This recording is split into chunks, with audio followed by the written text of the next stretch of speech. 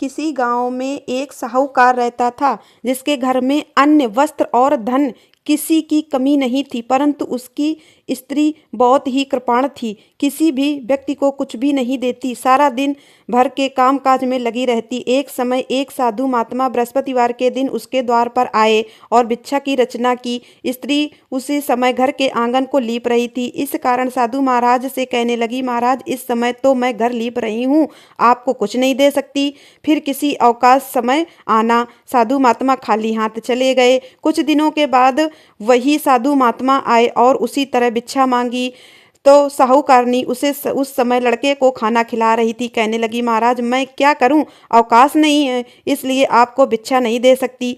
तीसरी बार महात्मा आए तो उसने उन्हें उसी तरह टालना चाहा, परंतु महात्मा जी कहने लगे, यदि तुमको बिल्कुल ही अवकाश हो जाए तो क्या तुम मुझको दोगी? साहूकारनी कहने लगी कि हाँ महाराज, यदि ऐसा हो जाए तो आपकी बड़ी कृपा होगी।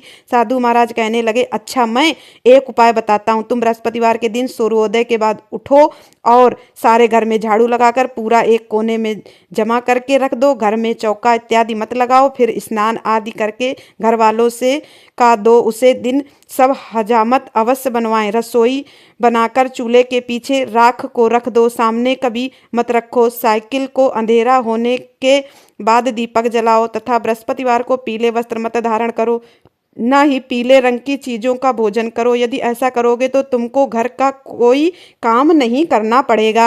साहूकारनी ने ऐसा ही किया। बृहस्पतिवार को चढ़े उठी झाड़ू लगाकर कूड़े को घर के एक कोने में जमा करके रख दिया। पुरुषों ने हजामत बनवाई, भोजन बनाकर चूल्हे के पीछे राख रख दी। यह सब बृहस्पति भगवान को ऐसा ही करती रही। अब उनके बाद उसके घर में खाने के लिए दाना न रहा। थोड़े दिनों में महात्मा फिर से आए और उन्होंने भिक्षा की याचना की, परंतु सेठानी ने कहा, महाराज मेरे घर में खाने के लिए अन्न नहीं है, आपको क्या दे सकती हूँ? तब महात्मा ने कहा, जब तुम्हारे घर में सब कुछ था तब भी कुछ नहीं देती थी, अब पूरा पूरा अवकाश है, अब भी कुछ नहीं दे रही हो, तुम क्या चाहती हो वह कहो। तब से धानी ने कहा, छोड़कर हाथ जोड़कर कहा, महाराज अब कोई ऐसा उपाय बताओ कि मेरे घर में पहले जैसा धंधा हो जाए। अब और प्रतिज्ञा करती हूँ कि अवश्य मैं आप जैसा कहोगे वैसा ही करूँगी। तब महात्मा जी बोले, बृहस्पतिवार को कल उठकर स्नान आदि से निवृत्त हो, अपने घर को गोबर से लीपो तथा घर के पुरुष हजामत न बनवावें, दुखों को आय न जल देती रहा करो, ठीक समय पर उठा करो, दीपक जलाओ। यदि ऐसा करोगी तो तुम्हारी सब मनोकामनाएं भगवान बृहस्पति जी की कृपा से पूर्ण होंगी। सेठानी ने ऐसा ही किया और उसके घर में धन्य धान्य वैसा ही हो गया जैसा पहले था।